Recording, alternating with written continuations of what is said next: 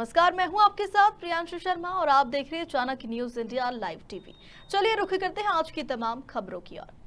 दिनांक 29 तारीख को विकास संकल्प यात्रा जैसे कि पूरे प्रदेश में चल रही इसी कड़ी में बावड़ी खेड़ा से होते हुए थुरिया के पंचायत के 3 टॉपर पर पहुंची। वहां पर सभी विभाग के कर्मचारी अपना अपना बैनर लगाकर बैठे थे। गांव की जो भी समस्या थी सभी समस्याओं का निदान किया गया और वह जैसे कि विधानसभा सत्र चल रहा है, इसी कारण विधायक जी का आना नहीं हुआ। उनकी जगह उनके अनुज वहां पर पहुंचे, जैसे रेवाराम सारंग जनपद अध्यक्ष प्रतिनिधि एवं कपिल पटेल युवा मोर्चा अध्यक्ष बलराम पटेल बावड़ी खेड़ा, अन्य भाजपा कार्यकर्ता उपस्थित रहे।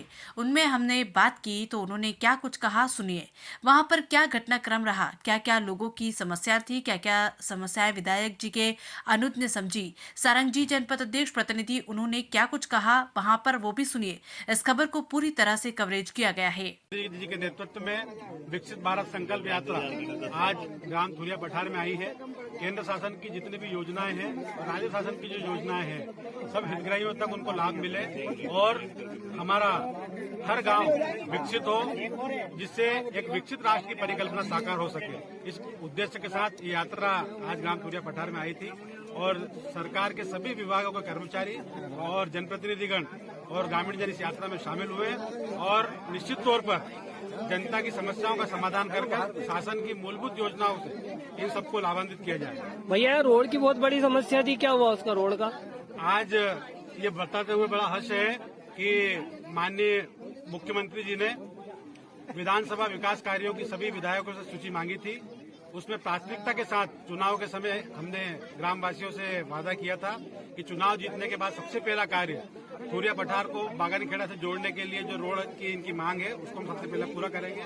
तो आज माननीय मुख्यमंत्री जी को इस मांग के निमित्त एक पत्र दिया गया है और आने वाले 10 से 15 दिन में हमारे रोड स्वीकृत हो जाएगा और 1 से 1.5 महीने बाद हम इस मार्ग का भूमि पूजन करेंगे। भैया एक थुरिया रोड की बहुत बड़ी समस्या है, उसका क्या होगा? गांव वाला वो रोड स्वीकृत हो गया है और उसका टेंडर भी हो चुका है। भैया काम क्यों नहीं लग रहा है? काम जो है वो आप भी जानते हैं 2-3 महीने आचार संहिता में निकल गए थे और ठेकेदारों के अन्यत्र काम चल रहे थे। जनवरी के माह से जो है जितने भी कार्यों के कार्य आदेश हो चुके हैं सब कार्य सुचारू रूप से। शासन की कुछ योजनाएं अभी सुचारू रूप से नहीं पहुंच पाई है, तो यहाँ पर जितने भी सरकारी विभाग के कर्मचारी आए हैं उन सभी से हाथ जोड़कर निवेदन है कि ये जनता ही जनार्दन है, ये जनता भगवान है। आप जितनी इनकी सेवा कर सके, भगवान कोई दूसरे रूप में आपके सामने नहीं आएगा। ये जनता के रूप में ही भगवान हमारे सामने बैठे हैं। इनकी जो दुख है, इनकी जो तकलीफें हैं, उनको अपने दुख और तकलीफ समझकर हम समस्याओं का समाधान अगर करेंगे तो निश्चित तौर पर हमारा क्षेत्र भी विकसित होगा और भारत भी विकसित होगा। और प्रधानमंत्री मोदी जी का जो सपना है विकसित भारत का, उसी के लिए संकल्प यात्राएं निकल रही है। शासन की बहुत सारी योजनाएं हैं। समाज का ऐसा कोई वर्ग नहीं है जिसके लिए शासन की योजनाएं नहीं हो, लेकिन योजनाएं ऊपर से बनती हैं और उसका क्रियान्वयन करवाने की जो जवाबदारी जो कर्मचारियों की होती है, जो जनप्रतिनिधियों की होती है, कहीं ना कहीं उनसे कमी रह जाती है। तो मेरा आप सब कर्मचारियों से करबद्ध अनुरोध है कि आप जिस भी गांव में जाएं, वहां के लोगों से बात करें, उन लोगों की समस्याओं को जानने का प्रयास करें और केवल एक औपचारिकता मात्र न करें कि सरकार संकल्प यात्रा निकाल रही है, हम आ गए, हमने कागजी खाना पूर्ति कर दी है और फिर हम दूसरे गांव की ओर चले गए, तो हमारा आने का जो उद्देश्य है वो पूरा नहीं होगा।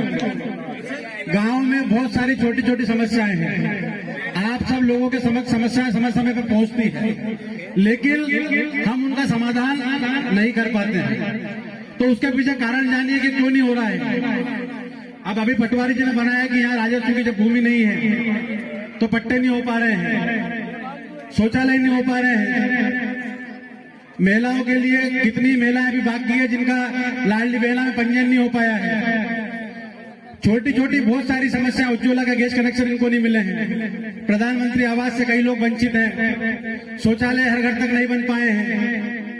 तो ये सब कार्य जब भी होंगे जब हमारे पंचायत के जो प्रतिनिधि हैं, हमारे सचिव हैं, मंत्री हैं, हमारे सरपंच हैं, ये जब समस्याएं लेकर आप तक जाते हैं, जनपद तक जाते हैं, तहसील तक जाते हैं, पटवारियों तक पहुंचते हैं, पीएचई के ऑफिस तक पहुंचते हैं, आंगनबाड़ी की सहायिका तक पहुंचते हैं, तो वहां पर जो अधिकारी रहते हैं वो कार्यों में इतनी दिलचस्पी नहीं दिखाते हैं। तो आप लोग जब तक कार्यों में दिलचस्पी नहीं दिखाओगे, दुनिया की कोई भी सरकार अच्छे से काम नहीं कर पाएगी। तो आप सब कर्मचारियों का नैतिक कर्तव्य है